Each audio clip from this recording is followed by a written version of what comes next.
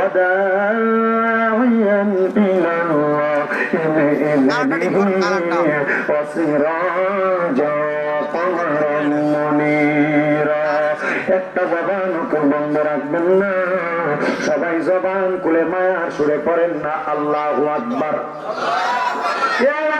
আমার এই লোনা এলাকার বাবারা বন্ধুরা পর্দার অন্তরালের মা বোনেরা যারা মাইকের আওয়াজটুকু দূর দূরান্ত থেকে শ্রবণ করতেছেন আমরা জানি আমার আল্লাহ তাআলা আমাদেরকে জবান প্রদান করেছেন আল্লাহ কয় বান্দা ওয়াশকুরু নি'মাতাল্লাহি আলাইকুম ইন কুনতুম ইয়াহু তা'বুদুন আল্লাহ কয় বান্দারে তোমরা আমি আল্লাহর নিয়ামতের শুকরিয়া আদায় করো যদি তোমরা আমি আল্লাহর ইবাদত করো ওই আল্লাহর একাত্মবাদের সাক্ষী দেওয়ার জন্য এখানে যারা আছেন আপনারা ডান হাতের উপরে রাখবেন আল্লাহু আকবার দুই হাত তুলে পড়েন ইয়া রাসূলুল্লাহ উচ্চ কণ্ঠে পড়েন ইয়া বলি আল্লাহ বন্ধুরা রে আমার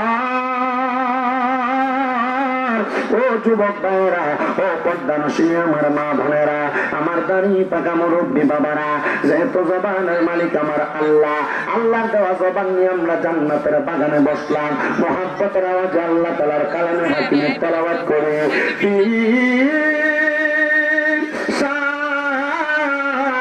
حبيبه ومحبوبه ومعشوقه مخبرا وآمرا إن الله وملائكته يصلون على النبي يا أيها الذين آمنوا صلوا عليه وسلموا تسليما اللهم صل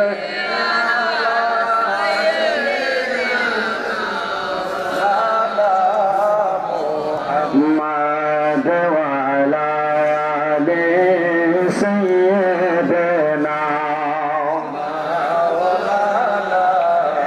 গাছের ডালের পাখি যদি মোরা হইতাম ওরে ওরে রওজা জিয়ারত করিতাম আল্লাহুম্মা সাল্লি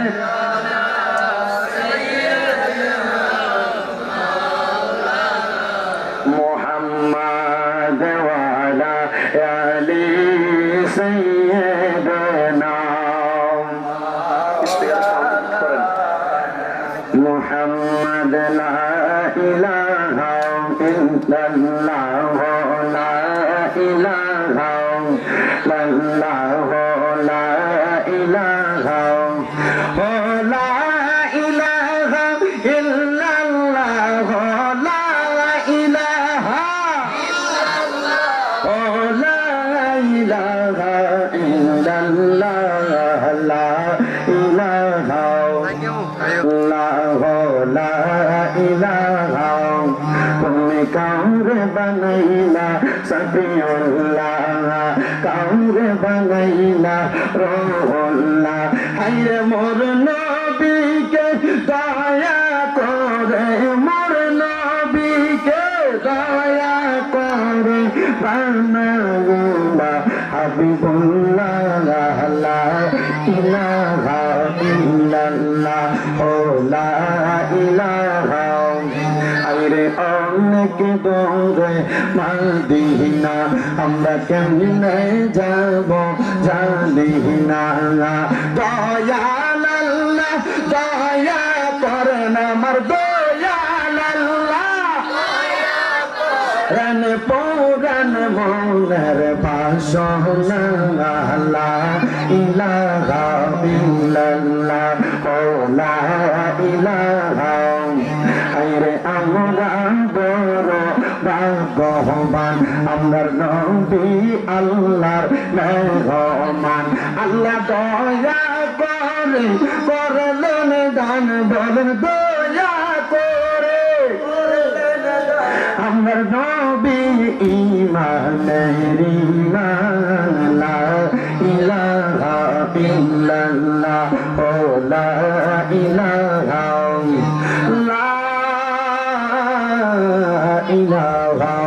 ইল্লাল্লাহ মুহাম্মাদুর রাসূলুল্লাহ সাল্লাল্লাহু আলাইহি ওয়াসাল্লাম। আমার নয় উত্তরপাড়া বাইতুল নূর জামে মসজিদের উদ্যোগে তৃতীয় বাৎসরিক ওয়াজ ও দোয়ার মাহফিলে আগন্তুক আমার মুসলমান ভাই বাবারা, আপনারা যারা বসলেন আপনারা সবাই বলেন আমাদের জীবনে গুনাহ আছে না নাই? আমাদের জীবনে এত গুনাহ রে, আমরার গুনাহ খবর যদি আমরার মা জানতো পুত্রিয়া পরিচয় দিত না, সন্তানের গুনাহ যদি বাপ জানতো সন্তান বলে পরিচয় দিত না।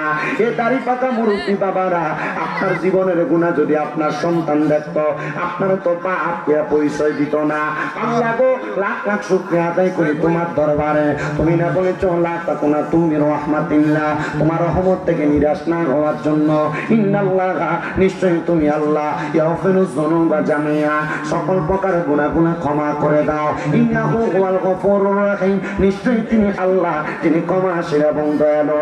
আসুন বাবারা বন্ধুরা, আল্লাহ তাআলা যেহেতু ক্ষমাশীল এবং দয়ালু, মুহাব্বতের আওয়াজে আল্লাহ তাআলার একটু আসলে জাতের জিকির করি। আল্লাহ আল্লাহ আল্লাহ আল্লাহ আল্লাহ আল্লাহ আল্লাহ আল্লাহ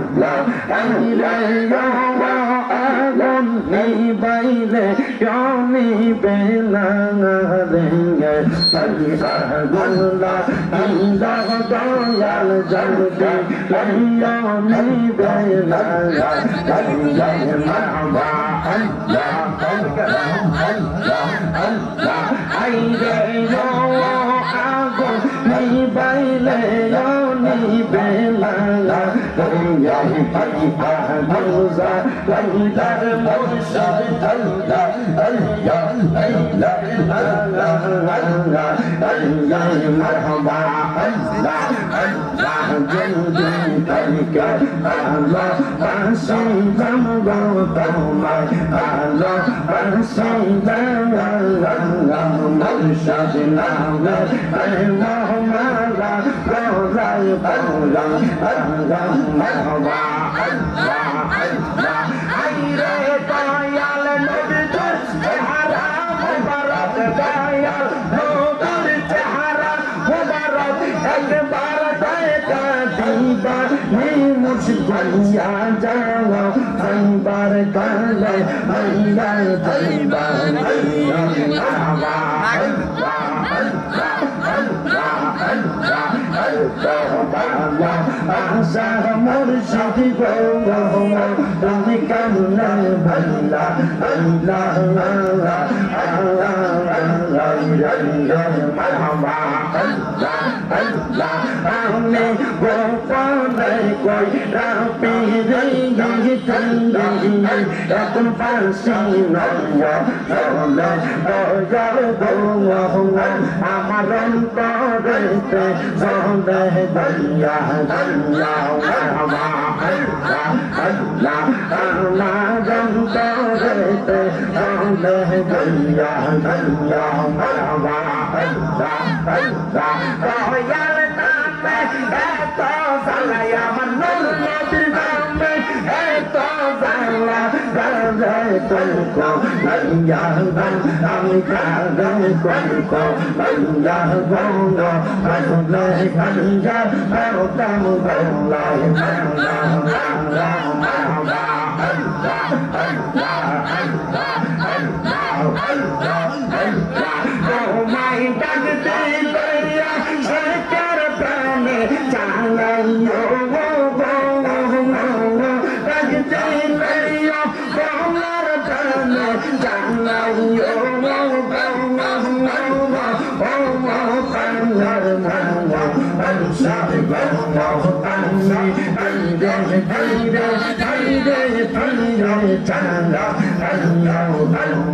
মারহাবা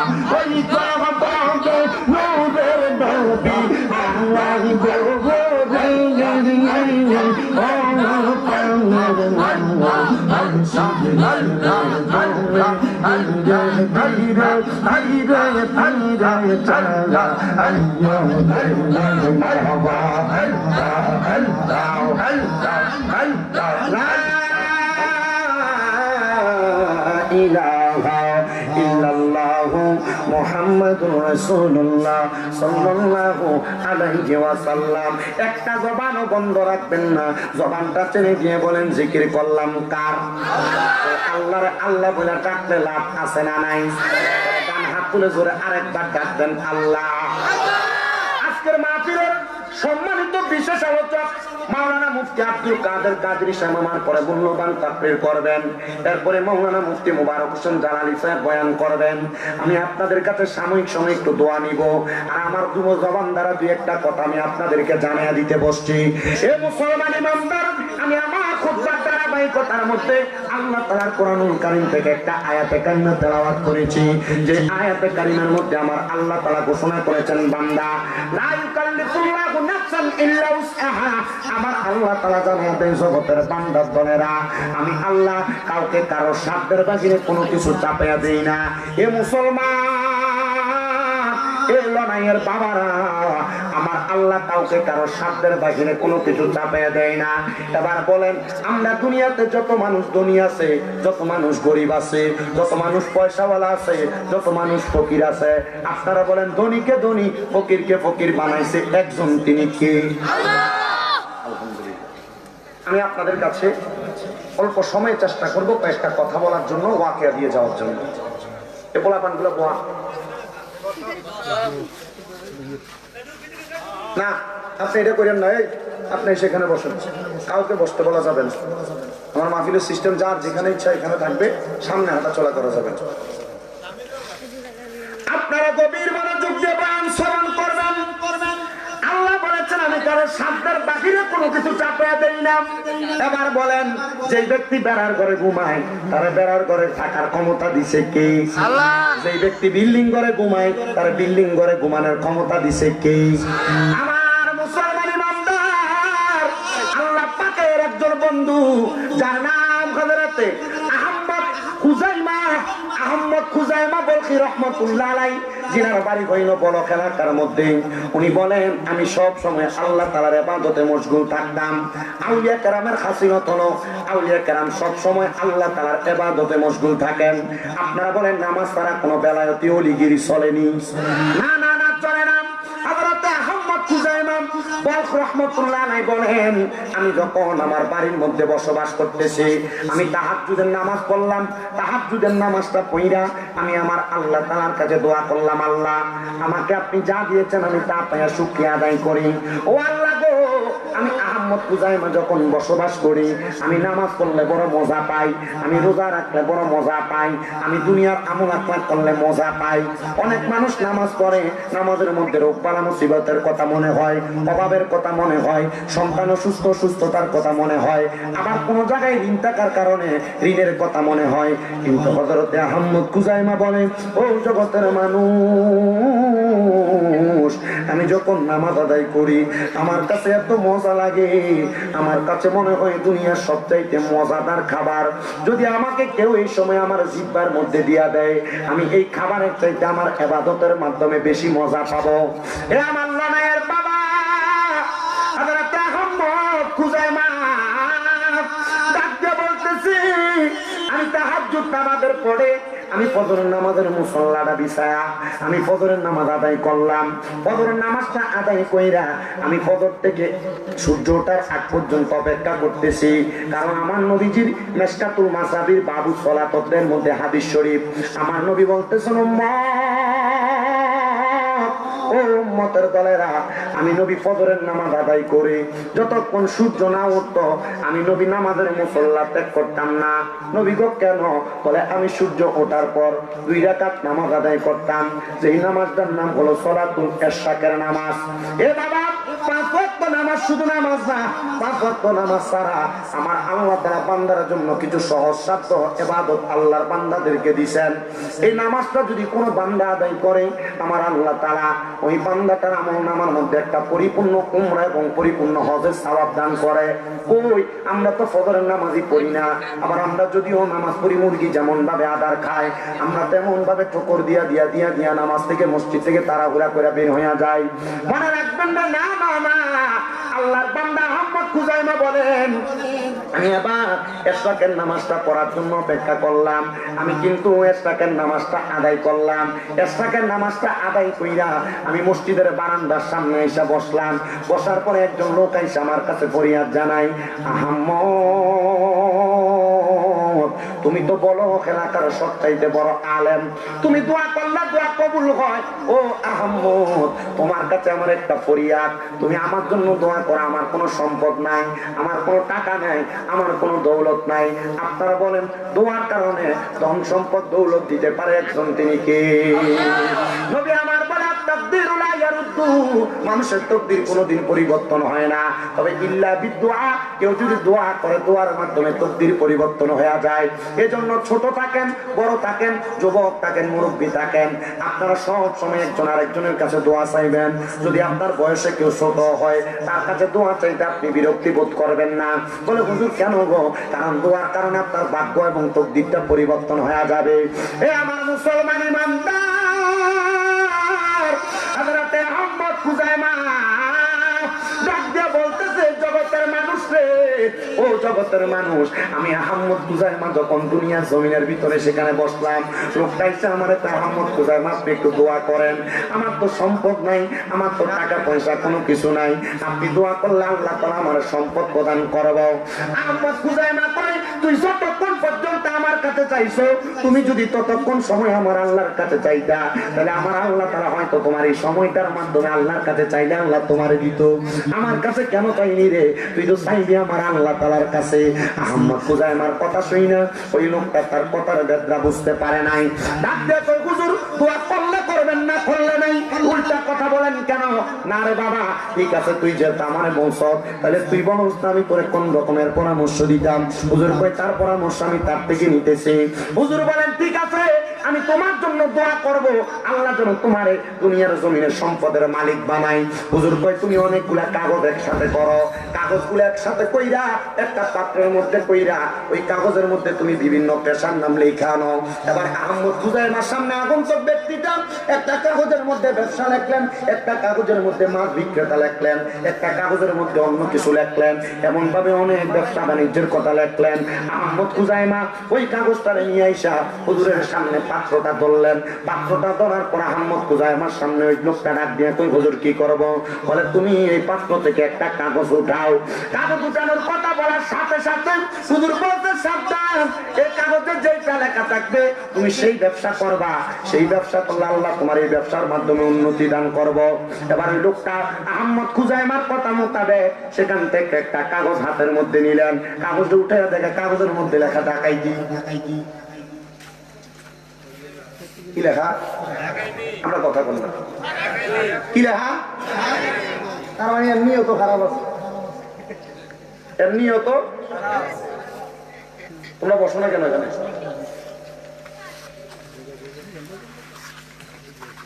যদি এর নিয়ত ভালো থাকতো তাহলে কি এই এতগুলা কাগজের মধ্যে ডাকাইতি লাগতো?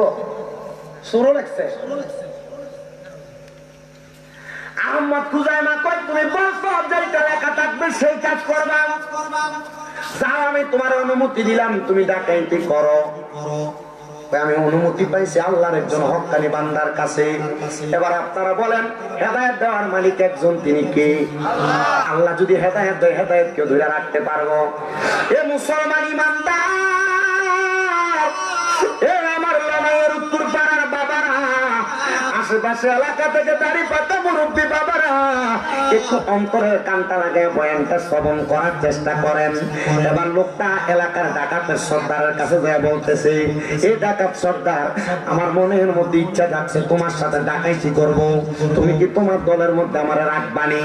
এই কথা বললাম। ওই ডাকাত সর্দারের সাথে ডাকাইতি করার জন্য রাস্তায় নাইমা গেছে। এবার ডাকাইতি করার জন্য যখন নামছে, কিন্তু অনেকদিন পর্যন্ত ডাকাইতি করার কোন জায়গা খুঁজে পায় না। তো আগে আরবের বড় বড় বণিকেরা ব্যবসা বাণিজ্য করার জন্য নদী পথে তাদের জাহাজ দিয়া মাল সামান ক্রয় করে নিয়ে যাইতেন। এমন টাইমে বড় বড় ব্যবসায়ীরা যখন বলাক এলাকার পাশে দিয়া নদী মাতৃক এলাকার উপর দিয়া যখন যাইতেছেন, এবার পুরাটা ডাকাতের সর্দার ওই ডাকাতের পুরা গ্যাংটারে নিয়ে ওই নৌকাটার মধ্যে হামলা চালাইছে, যেন তাদের নৌকার মাল সামান গুলা নিয়ে যাইতে পারে। কিন্তু মালটা চালানোর জন্য যখন হামলা নেওয়ার জন্য যখন হামলা চালায়, যা দেখতেছে ওই নৌকার ভিতরে যে বণিকটা মাল সামান গুলা নিয়ে যাইতেছে, সবাই তাদের কর্মকাণ্ড করতেছে, কিন্তু যেই বণিকের মাল সেই বণিকে সেই জায়গার মধ্যে নামাজ পড়তেছে। ওই আবার ডাকাতের সর্দার ডাক দিয়ে কয়, আল্লাহর বান্দা, তাড়াতাড়ি এই ব্যক্তিটাকে নামাজের মধ্যে ধরে ফেলো, নামাজের মধ্যে দইরা তাকে তুমি বাঁধো, তারপর আমরা তার মাল সামান গুলা আমাদের নৌকাতে উঠায়া আমরা তার মাল সামান গুলা চুরি করে নিয়ে যাবো। এবার এই মুসলমানের জন এবার ওই আহমদ খুজাইমার কাছে যাওয়া ব্যক্তিটা বলে, যখন দেখলাম ওই বণিক ব্যক্তিটা নামাজ আদায় করতেছে, আমার বিবেক একটু লাড়া দিছে। আমি কেমনে নামাজি ব্যক্তিটার কাছ থেকে মালগুলা চুরি করে নিয়ে যাইতাম? নামাজি ব্যক্তিটা এমন, সে যদি কোনো দোয়া করে আল্লাহ তো কোনোদিন তার দোয়া ফিরাইতো না। সে যদি আমরা বদদোয়া দেয়, আমরা তার মালগুলা আমাদের নৌকার মধ্যে বোঝাই করার সাথে সাথে আমাদের নৌকাটা তো দুই বা এই জায়গার মধ্যে আমরা শেষ হয়ে যাইতে পারি। এবারে লোকটা ডাক দিয়া কই, আমি সিদ্ধান্ত পরিবর্তন করলাম, আমি চিন্তা করলাম আমি ডাকাত সর্দারের সাথে থাইকা আমি যদি তারে আঘাত করি তাহলে সেই ব্যক্তিটার গুনাহটা আমি নিতে পারবো না। আবার চুরি করার কারণে রাসূল বলেছেন 3 সময় 3 ব্যক্তির ঈমান থাকে না। আপনারা বলেন কয় সময়ে কয় ব্যক্তির ঈমান থাকে না? আপনি কইতেছেন আপনারা কয় সময় কয় ব্যক্তির ঈমান থাকে না? আর নামাজ হবে না, হ্যাঁ আর নামাজ হবে 3 সময় 3 ব্যক্তির ঈমান থাকে না। 1 নাম্বার, চোর যখন চুরি করে তখন তার ঈমান থাকে না। 2 নাম্বার, জিনাখোর যখন জিনা করে তখন তার ঈমান থাকে না। 3 নাম্বার, ও দুনিয়ার মুসলমান, নেশাখোর যখন নেশা করে তখন তার ঈমান থাকে না। 3 সময় 3 ব্যক্তির ঈমান থাকে না। তার মানে কোন মানুষ যদি মনে মনে নিয়ত করে আমি রাস্তা দিয়ে যাব, ওই ব্যক্তির কাছ থেকে একটা ফল আমি চুরি করে খাবো, মনে রাখবেন যখন সে নিয়ত করলো চুরি করার আগ পর্যন্ত তার ঈমান থাকে না। বলে কারণ কি? কারণ তখন সে কুফরি করে। চুরি করা কুফরি কাজ, কুফরি কাজ, নেশা করা কুফরি কাজ, কুফরি কাজ, আবার জিনা ব্যভিচার করে এটা কুফরি কাজ, কুফরি কাজ। এই কাজ যখন করে তখন তার ঈমান থাকে না। আর এই অবস্থায় যদি সে মারা যায় তাহলে কাফের হয়ে মারা যায়। কেউ যদি জিনা করে, অবৈধভাবে সম্পর্ক করে, নারীদের সাথে মেলামেশা করে, আবার শুধু নারীদের সাথে মেলামেশা মানে শোয়া মানে সম্পর্ক না। কোন যুবক যদি কোন নারীকে দেখার জন্য রাস্তা দিয়ে হাইটে এখান থেকে নবাবপুর বাজার যায়, এই যাওয়ার নিয়তটা যখন করে তখন তার ঈমানটা থাকে না। কারণ চোখ দিয়া নারীর দিকে তাকাইলো এটা চোখের জিনা, কান দিয়া নারীর গলার আওয়াজ শোনা এটাও কিন্তু কানের জিনা, আবার নারীর সাথে মেলামেশা করার জন্য পা দিয়ে হাইটা যায় এটা পায়ের জিনা। আপনি মনে করেন না শুধু মেলামেশা করলে জিনা হয়, চোখ দিয়া মহিলার দিকে চাইলেও জিনা হয়, মহিলার গলার আওয়াজ শুনলো জিনা হয়। আর আমরা বেটারা এমন পাগল পাড়া, কোন জায়গার মধ্যে মহিলা শিল্পী না গান করে এটা সামনের কাতারে, ঠিক কিনা? আল্লাহ বুঝার তৌফিক দান করুন। আমি দেখছি রাফির পাগলা শরীফুদ্দিনে ভালো শিল্পী ছিল, এই স্টেজে আল্লাহর ওলি পুরুষ মোবারকের মাহফিলে এই স্টেজে সিগারেট খাইছে, সে পাগলা বাধা দিছে। কেন এই এলাকার ভিতরে সুন্নি ছিল না, দুটা দিয়ে ফিরানোর দরকার ছিল বেয়াদবের বাচ্চারা। এদের কারণে আল্লাহর ওলিদের বদনাম হয়, আর ওয়াহাবিরা মাথার ভাঙার ক্ষমতা হয়েছে এদের কারণে। কথা বল না কেন? আল্লাহ আমাদের বোঝার তৌফিক দান করুন। আল্লাহর ওলিরা শিখায় দেয় নাই এমন গান বাজনা করতে। এগুলা কইরা আহলে সুন্নাত ওয়াল জামাতে মানুষের কাছে কলঙ্কিত করতেছে। আর এদের কারণে সুন্নিরা সুন্নি বলে দাবি করতে পারে না, সুন্নি কইলেই কই ভণ্ড।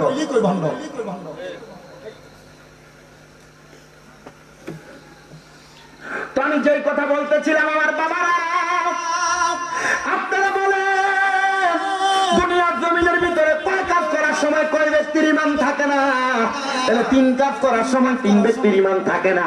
মনোযোগ দিয়ে শুনবেন বাবারা, কোন মানুষ যদি নেশা করে, এ যুবক ভাই, এ মুরব্বী বাবারা, পর্দার অন্তরালের মা বোনেরা গো, মনোযোগ দিয়ে শোনো গো বাবা, তোমরা যারা নেশা করো, মদিয়া বা ফেন্সিডিলের সাথে যুক্ত, গাঁজার সাথে যুক্ত, ডাইরেক্ট কথা তোমাদেরকে বলি, এগুলা খাওয়ার সময় তোমার ঈমান থাকে না। খাওয়ার জন্য যদি রওনা করো, দূরে যেয়ে খাইবা, তখন থেকে তোমার ঈমান তোমার সাথে থাকে না। এই অবস্থায় যদি তুমি মারা যাও, তাহলে তুমি বেঈমান হয়ে মারা গেলা। আমার মুসলমান ঈমানদার ও নবীর উম্মতের দল আশিক রাসূল ভাই বাবারা, একটু মনোযোগ দিয়ে বয়ানটা শ্রবণ করার চেষ্টা করেন। এবার আল্লাহর বান্দা কয়, এমনি তো আমি চুরি করতে আসছি, আমি যদি চুরি করি আবার লোকটারে হাতের মধ্যে বাঁধে, তাহলে আমি আমার আল্লাহ তাআলার কাছে জবাব দেওয়া লাগবে। আমার তো মরার ভয় আছে, আমি কোন দিন জানি মইরা যাই, এই চিন্তা করে আমি আজকে ডাকাইতি করতাম না, আমি এই আল্লাহর বান্দাটারে বাঁচাইমো। ও মা গো, ডাকাইতের সর্দার আইসা ডাক দিয়ে বলতেছে, কিরে তুমি কেন তাড়াতাড়ি তার হাত পা বাঁধো না? আমরা তো তাড়াতাড়ি তার মাল সামান করে নিয়ে যাওয়া লাগবে। এই কথা বলতে দেরি, ওই ব্যক্তি তার মাথা থেকে তরবারিটা বাগিরি কইরা ডাকাত সর্দারের ঘাড়ের মধ্যে একটা আঘাত করছে। আঘাতটা করার সাথে সাথে ডাকাত সর্দার দুনিয়া থেকে বিদায় হয়ে গেছে। ডাকাইতি করার জন্য যে লোকগুলো আসছিল সবগুলা তার এমন হুঙ্কার দিকে পালায় গেছে। আর ওই বণিক ব্যক্তিটা নামাজটা শেষ করার পরে লক্ষ্য করে বলতেছে, হাই রে, তুমি বুঝি এমন একজন সতর্ক ব্যক্তি, তোমার কারণে আমি এই জায়গার মধ্যে সুন্দর একটা বাস পাইলাম, আমার জানটা ফিরা পাইলাম। হাই রে আমার মুসলমান, ও আমার লড়াইয়ের বাবারা, উনি ওনার জীবন হায়াত ফিরে পাইয়া ডাক দিয়া কয়, বাবা তুমি যে আমার জীবন বাঁচাইছো, আমার এই জায়গার মধ্যে 1 টাকা না 2 টাকা না 2 লক্ষ দিরহামের মাল সামান ছিল, যারে আমার জান বাঁচানোর কারণে আমি তোরে 1 লক্ষ দিরহামের মাল দিয়া দিলাম। বান্দা কই আসলাম ডাকাইতি করার জন্য, জান বাঁচাইলাম, ডাকাইতি করা লাগে না, 1 লক্ষ দিরহামের মাল পেয়ে গেলাম। উনি এখানে কি কথা বলে জিজ্ঞাসা, কি কথা বলেন আপনি? কথা বলে আমি তো এখানে কে কি করে আমি নড়াচড়াও বুঝি। আমি মানুষ ছোট, আমি যে ওয়াজ করি আমার খুব কষ্ট হয়।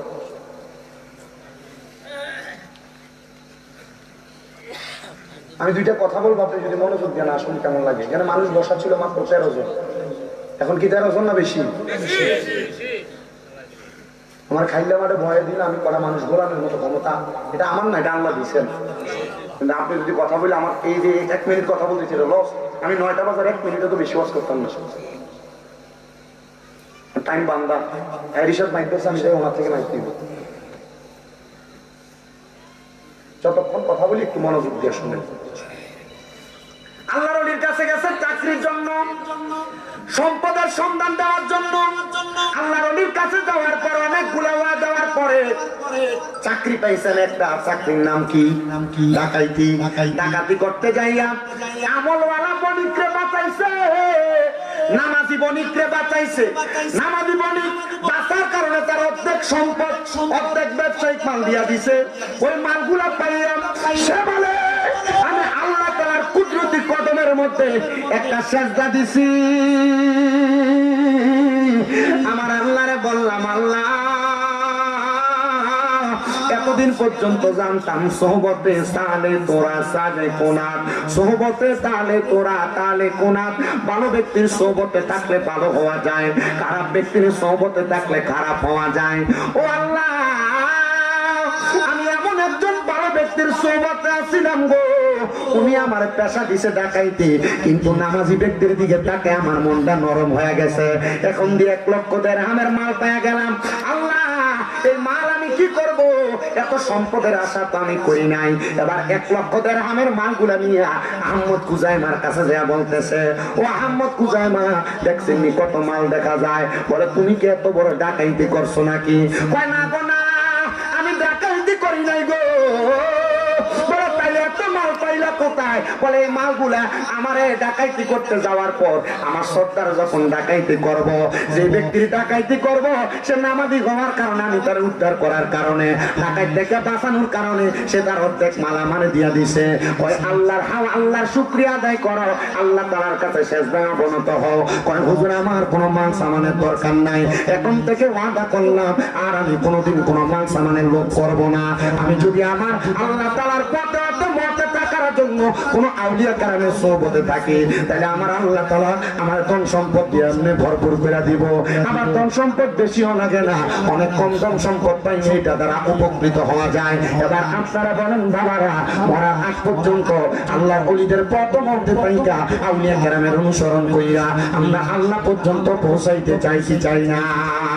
ও বাবারে, যদি পৌঁছাইতে পারো তাইলে মরার পরে তুমি একটা শান্তির জায়গা পাইবা জান্নাত। কিন্তু যদি পৌঁছাইতে না পারো গো, তাহলে শান্তির জায়গা তুমি কখনো পাইবা না। এই জন্য মরার কথা দৈনিক বারবার স্মরণ করবা, আর ঈমান এবং আমলের সাথে জীবন কাটাইবা, যেন তুমি মরার পরে সুন্দর একটা জায়গা পাও জান্নাত। এবার আপনারা বলেন, মরার পরে জান্নাত আমরা পাইতে চাই কি চাই না?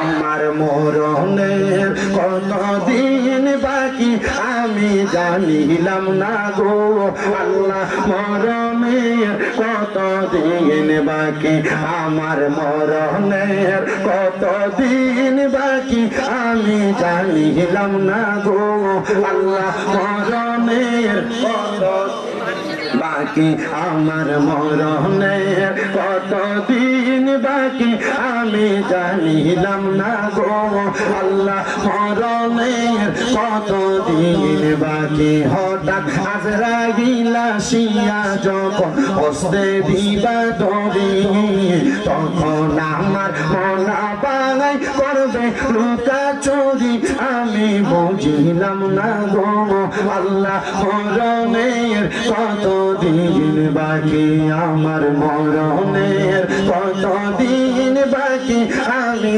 জানিলাম না গো আল্লাহ, মরণের কতদিন বাকি।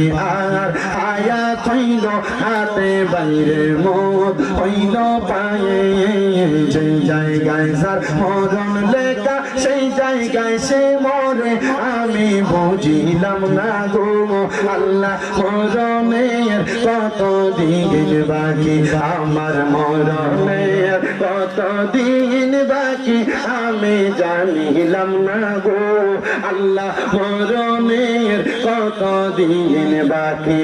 আর জমদূতে আসিয়া যখন হস্তে দিবা দড়ি, লইয়া যাইব হাতে পায়ে চোখে দিয়া আন্দি, আমি বুঝিলাম না গো আল্লাহ, মরণের কতদিন বাকি, মরণের কতদিন বাকি আমি জানিলাম না গো আল্লাহ, মরণের কতদিন বাকি। হাইরে 40 দিনের আগে বাইরে মৌতের নিশানি, 40 দিনের আগে বাইরে মৌতের নিশানি, কোন জায়গায় যার মরণ লেখা সেই জায়গায় মরবে সে জানি, আমি বুঝিলাম না গো আল্লাহ, মরণের কতদিন বাকি।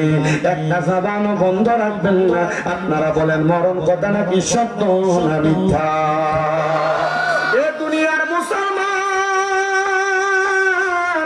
এ নবীর উম্মতের দল, এ লড়াই উত্তর পাড়ার বাবারা, একটু মনটা লাগে আরেকটা আল্লাহওয়ালা ব্যক্তির কথা আমি আপনাদেরকে বইলা ওয়াটাই দিতামতেছি, গভীর মনোযোগ দিয়া বয়ানটা শ্রবণ করবেন।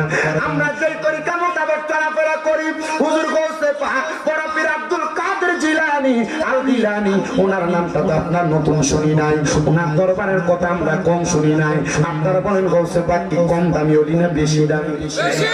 সব অলিদের কাঁধের মধ্যে গৌসে পাকের কদম আছে, জোরে কন্যা মারহাবা। এ মুসলমান ইমানদার, হুজুর গৌসে পাকের দরবারে চোরের কাহিনী তো আপনারা জানেন, কম্বল দিয়া পেঁচাইছে অনেক কথা। কিন্তু আরেকদিন গৌসে পাকের দরবারে আরেকটা চোর আসছিলেন গৌসে পাকের ঘর থেকে চুরি করার জন্য, কিন্তু গৌসে পাকের ঘর থেকে চুরি করতে পারেন নাই। গৌসে পাক আব্দুল কাদের জিলানী রাত্রবেলা ইবাদত করে সময় কাটায়, চোর চুরি কইরা গৌসে পাকের দরবার থেকে বের হয়ে যাবে, এমন টাইমে গৌসে পাক ডাক দিয়ে কয়, কিরে চোর, চুরি কি করলি না? আমার ঘর থেকে এমনি চলে যাস? চোর ডাক দিয়া কয়, হুজুর আমি তো চুরি করতে আইছি না, আমি আইছি মুড়ি দইবার লাগিয়া। আইসি মূলত কেন কইছে কি আইসে চুরি করতে হইছে কি? মুড়ি দেওয়া মানে কি দরবারে তুমি মাথায় লাগে আদন আর মসজিদে নামাজও আমরা নামাজ পড়ি না এমন কথা দি কয় না দি। মুড়ি দেওয়ার মানে কি এমন যে ধরেন দালালিয়া ধরেন ধরেন যে কোনো জায়গার মুড়ি দাও, আপনি যে কোনো দরবারে মুড়ি দেওয়ার মানে কি এইটা যে আমি মুড়ি দিলাম দরবারে টুপি আমার মাথায়, আমি শুনি, আমি দাবি করলাম মসজিদে নামাজ হয়, আমি নামাজে নেই। এই মুড়িদের কারণে পুরো দরবারে বদনাম কথা কন না কা। এই পর্যন্ত কোন পীর মাসে কোন মুড়িদে বলে নাই যে নামাজ পড়িস না, কথা কয় না কেন? ঠিক না? কিন্তু মুড়িদ যদি না পড়ে মুড়িদের কারণে পুরো দরবারে বদনাম, ঠিক না? আল্লাহ তাআলা আমাদেরকে সহি সমঝ দান করুন। হক্কানি রব্বানি মাশায়েখ আযমদের সুহবতে থাইকা ঈমান আকীদাকে মজবুত কইরা নামাজ আদায় করার তৌফিক দান করুন। বলেন আপনার নামাজই তো মেরাজ, কিন্তু আমরা নামাজ পড়ে নামাজের ভিতরে মশা মারে না, ঠিক কি না? আল্লাহ বুঝার তৌফিক দান করুন, জোরে বলেন আমিন। হুজুর গাউসে পাক আসছো কেন? আইসা চুরি করতে, কয় হুজুর মুড়ি দইতে। কয় তাইলে মুড়ি দইয়া যাও, এখন বাড়িতে যাও না। কয় হুজুর বাড়িতে যাই তারপরে সিদ্ধান্তটা আবার কইমু। কয় না রে বাবা, এখান থেকে বাড়িতে যে যাইবা তুমি তো তোমার হায়াতের গ্যারান্টি দিতে পারো না, মুড়িদা হইয়া যা এরপরে আমার কাছ থেকে যাইবা। এই কথা শোনার সাথে সাথে হুজুর কয় হাতটা দে। হাতটা দেওয়ার পর হুজুর তার হাতে হাতটা রাখছে। কয় মুড়িদ যেহেতু হইবি শর্ত দুইটা। কয়টা? করে কয় না কয়টা? এক নাম্বার শর্ত নামাজ ছাড়তে পারবি না, দুই নাম্বার শর্ত মিশা কথা কইতে পারবি না। এই দুই শর্ত দিয়া তারে মুরিদ করাইছে। শর্ত কয়টা? এই দুইটা জিনিস দেখেন আপনার ইবাদতের মূল জিনিস নষ্ট করে দিচ্ছে। যদি আপনি নামাজ না করেন, দুই নাম্বার আপনি যদি মিশা কথা কন, এই মিথ্যা সব পাপের মূল, ঠিক কিনা? মিথ্যা সব পাপের মূল। এই মিশা মিশা মিশা এই মিশার মাধ্যমে আপনার অনেকগুলো মিথ্যা জন্ম নিবে, তখন আপনি অন্য কোনো ইবাদত করলে ইবাদত কবুল হবে না। কথা কি ঠিক আছে? হুজুর মুরিদ করাইছে। মুরিদ মানে কি? বায়াত গ্রহণ করানো মানে কি? ওয়াদাবদ্ধ হওয়া।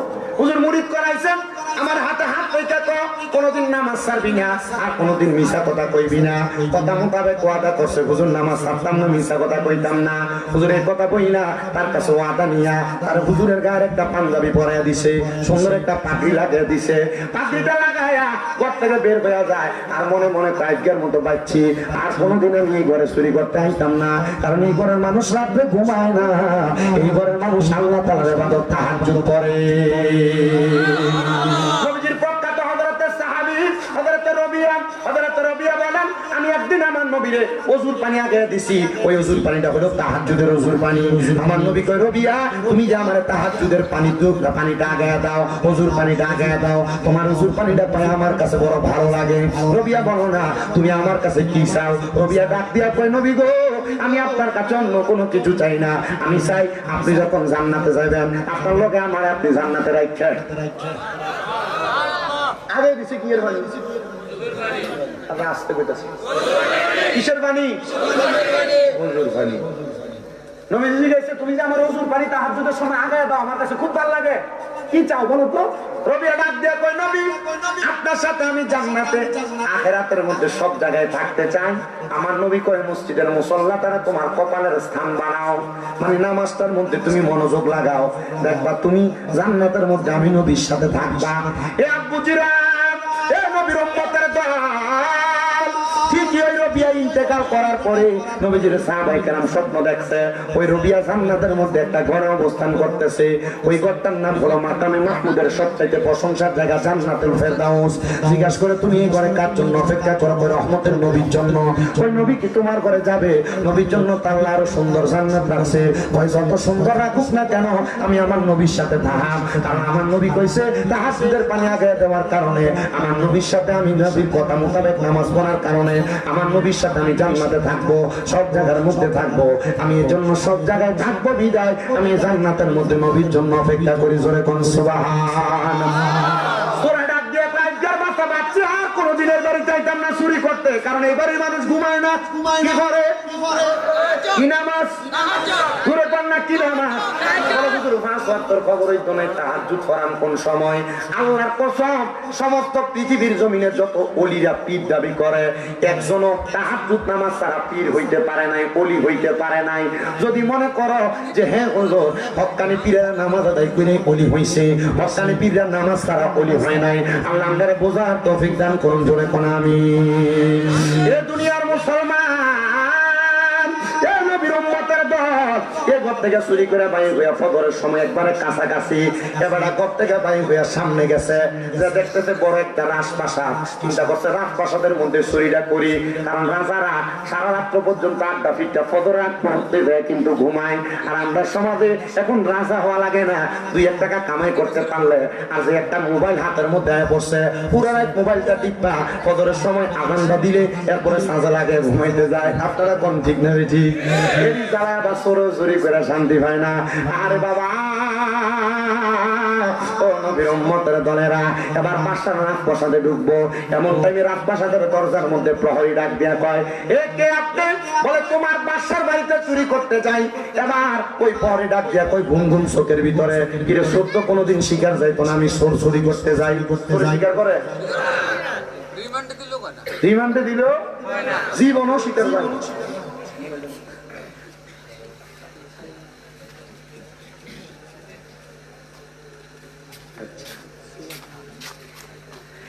এ বাবা সুর কয় চুরি করতে যায়, ডাক দিয়ে কয় ওই দারোয়ান বলতেছে চোর কোনদিন তো শিকার যায় না। তাহলে বুঝলাম মনে হয় বাদশার বন্ধু হইব। ঘরের ভিতরে যাইয়া বড় বড় সিন্দুক গুলা খুইলা মাল সামান গুলা একসাথে নিচে এমন টাইমে দিচ্ছে ফজরের আজান। হিসাব কইছে মুরিদ যা কইবি 2 কাজ করিস না, বলে মিশা কথা কইস না, 2 নাম্বার নামাজ ছাড়িস না। উনি কয় আমি আমার সব মাল দিকে দিবেন আমার পাশে দিয়া রাখিয়া নামাজে দাঁড়ায় গেছি। নামাজ চুরিও করে নামাজও পড়ে, নামাজের মধ্যে দাঁড়ায় গেছি। নামাজের মধ্যে দাঁড়ানোর কারণে এমন টাইমে বাচ্চারও ঘুম ভাঙছে, নামাজ করব। বাচ্চা বাহির হইয়া আইসা যখন আমার দেখতেছে সব ঘরের মাল সামান চুরি, এক জায়গার মধ্যে সব গাঁটটি করা। ডাক দিয়ে কয় মাল সামান গুলা সব এক জায়গার মধ্যে। বলে আপনি কে গো? বলে আমি তোমার বাড়ির চোর। বলে এত সুন্দর পাঞ্জাবি পরা, মাথার মধ্যে ভাগড়ি লাগানো, আপনি নিজেরা চোর বলতেছেন? বলে আমার মাল সামান আপনার কাছে, চোর যদি হইতেন মাল সামান নিয়ে বাদ দেন। আপনি কত বড় আল্লাহর ওলি, একটা চোরের বাঁচাইবার লাগে চোরের দায়টা আপনি আপনার মাথায় নিছেন। কয় না আমি চোর। বলে দেখছেন নি আপনার কত পাওয়ার, আপনি চোর হইয়া আপনি চোর না হইয়া এত বড় পাঞ্জাবি করে চুরি করতে চোর জীবনও আসে না। আপনি আমার কইতেছেন আপনি নাকি চোর? আপনি কি আমার বলবেন নি আপনি চোর না?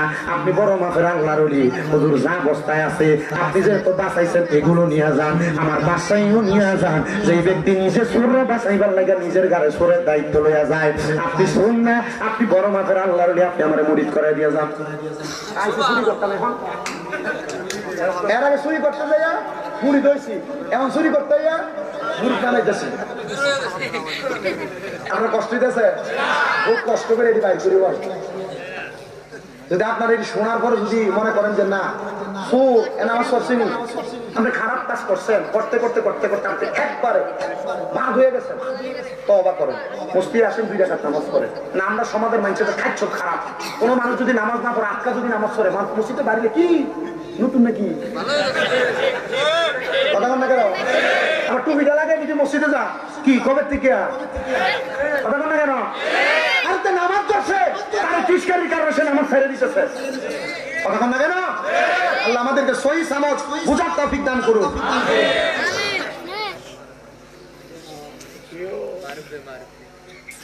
আমার মুসলমান ইমানদারেরা মুরিদ করান সিস্টেম তো জানে। গাউসে বাগ কইছিল হাত দেন, হাত দিলে দুই কথা কইব। মুরিদ যেহেতু হইবা নামাজ ছাড়তে পারবা না, মিশা কথা কইতে পারবা না, বলে হুজুর মানলাম। এবার মুরিদ হওয়ার পর কয় হুজুর আমার বাসায় সব আপনারে দিয়া দিলাম। কয় বাসায় লাগতো না, যে মাল দিলে সেই মাল দিয়ে আমার দিয়া দাও। সবগুলা মাল নিয়ে চলে গেছে, হাঁটতে হাঁটতে আর খবর নাই। কারণ কি ঘটনা ঘটতে গেল, দুই জায়গায় ধরা খেয়ে বাচ্চা গেছে। কি ঘটনা ঘটলো, সেখান থেকে দৌড়ে গাউসে বাগের দরবারে গেছে। কয় কেমনে আমি গাউসে বাগের দরবারে গেছি, আমি এটা টের পাইছি না। গাউসে বাগ জিগায়, কিরে বাবা কই থেকে আসছো, মুড়ি হয়ে গেছো, এখন দি সামান নিয়ে আসছে, এত হাদিয়া তো আমার দরকার নাই। কয় হুজুর সব রাইখা দেন, কোনো কিছুর আমার দরকার নাই। আজকে যে বাসা বাঁচছি হুজুর প্রথম আইসি চুরি করতে আপনার কাছে। বলে গাউসে বাগ কয় আমি তোর চুরির খবর জানি। কয় হুজুর চুরি করতে আপনার কাছে মুড়ি দিয়ে গেছি। কয় বাসার বাড়িতে গেছো চুরি করবার লাগিয়া, এখন আর চুরি কইরা চুরি করতে যায় ধরা খাইছস না, আবার তার মুড়ি বানিয়ে দিয়ে আমার কাছে আইস।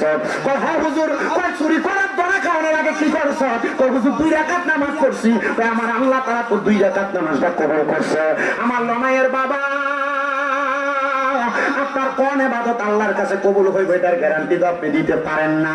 আমি শুধু আজকের মাহফিলে 2টা মানুষ চাই মরে, একটা মানুষ হাতটা তুইলা সবেন হুজুর মসজিদে এমনি পড়া রইছে, আমি এই মসজিদের জন্য 20,000 টাকা আমার মা বাপরে মোহাব্বত কইরা দুনিয়ার সব আমল কবুল হোক আর না হোক, এই আমলটা যেন কবুল হয়। আমি বেশি দৈন্য মানুষ আছে নাকি এলাকায়?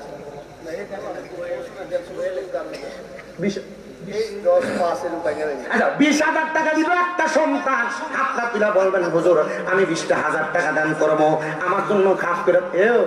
আমার পরে কিন্তু যে বক্তা আপনার কইেন না, আমি আমরা লালুস লাগাইতেছি জি না।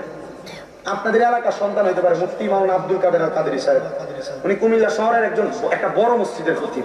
মসজিদরা হযরতে করম আলী শাহ রাহমাতুল্লাহ আলাইহি কেন্দ্রীয় জামে মসজিদ। এই মসজিদের সামনে এনে যে শ্রোতা আছেন, আপনার থেকে 60 ডাবল শ্রোতা জুমার দিনে ওনার পিছনে নামাজ পড়ে আর ওনার ওয়াজ শুনে। ইনশাআল্লাহ আপনাদেরকে নিয়ে বয়ান করবে। আমি যে একটা কথা বলে আপনাদের কাছ থেকে বিদায় নিই। অসুবিধা হবে আপনাদের? সমস্যা হবে? তাজুল ইসলাম ভাই আমি আসতেছি ইনশাআল্লাহ। আমি হিসেবে আপনি মাফিদের আরেক জায়গা না, ইনশাআল্লাহ আপনি এখানে আসতেন ইনশাআল্লাহ। জি নির্দিষ্ট টাইমে আসবেন। হ্যাঁ 20,000 টাকা দেওয়ার মতো একটা সন্তান। বলে হুজুর অন্য কোন আমল কবুল হবে কিনা জানি না, আমি 20,000 টাকা মসজিদের জন্য দান করব। বলে হুজুর 20,000 পারবো না, 10,000 টাকা দান করব। একজন সন্তান আমার সামনে হাতটা তুলবেন, মসজিদের জন্য দিবেন। পারলে এখন দিবেন, না পারলে 5 মাস পরে দিবেন, না পারলে 2 মাস পরে দিবেন। বলে হুজুর আমি দান করবো 10,000 টাকা আল্লাহর ঘর মসজিদের জন্য। আর 5টা মানুষ চাই 5 পাঞ্জাতনের মোহাব্বতে 5,000 করে টাকা দান করবেন। বলে হুজুর এখন দিতে পারবো না, আমি 5 মাস পরে দান করব, 2 মাস পরে দান করব। 5টা লোক চাই 10 বস্তা করে সিমেন্ট দান করব।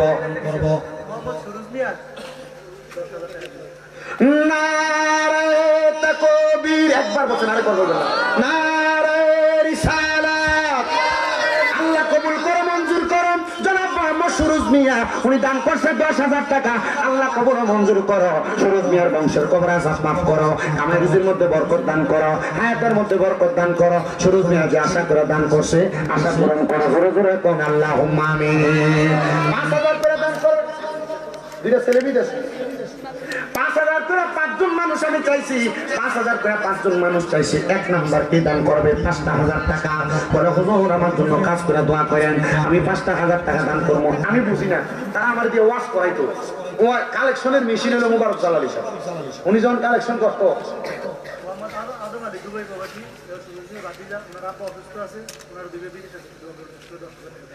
নারে তাকবীর।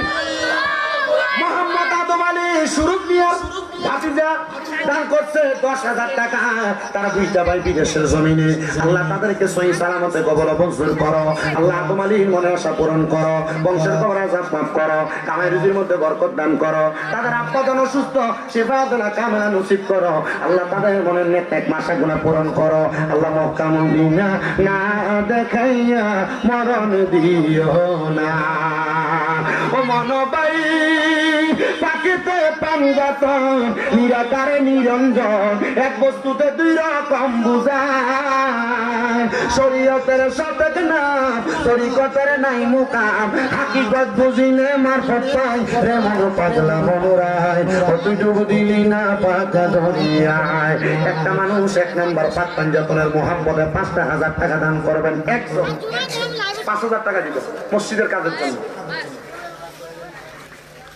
কে দিবে একজন 5,000 টাকা হুজুর আমার মা নাই দোয়া করবেন আমার আব্বা নাই দোয়া করবেন বংশের কবর আজাব মাপচিয়া দোয়া চাই আমার 5,000 টাকা আল্লাহর রাস্তায় লেখায় নেন মসজিদের মধ্যে 5,000 টাকা এক নাম্বার বড় আব্বু নাম কি আপনার কি শফিউল্লাহ সাহেব আল্লাহ কবুল করে মঞ্জুর করো জিরোয়াস নিবাসী জনাব মোহাম্মদ শফিউল্লাহ সাহেব দান করে দিলেন 5,000 টাকা আল্লাহ শফিউল্লাহ সাহেবের মনে আশা পূরণ করো ব্যবসার ব্যবহার জাতমাত করো কামাই রিজকে বরকত দান করো হায়াতের মধ্যে বরকত দান করো শফিউল্লাহ সাহেব যে আশা করে দান করেছে আশা পূরণ করো জোরে জোরে কোন আল্লাহুম্মা আমিন এরপরে কে দান করবে 5,000 টাকা আপনারা তুলে বলবেন হুজুর আমি দান করব 5,000 টাকা আমার মা নাই দোয়া করবেন ও মনোবাই আমার নবীজি সিন্ধু কইয়া মারা পথের তালা দিয়া হাসান হুসেন রাখছে ডাইনে ভাই বাবাতে মশিকল হইয়া তালাটা রাখছে আটকায়া সাবিনী সে আলী মরতু যাই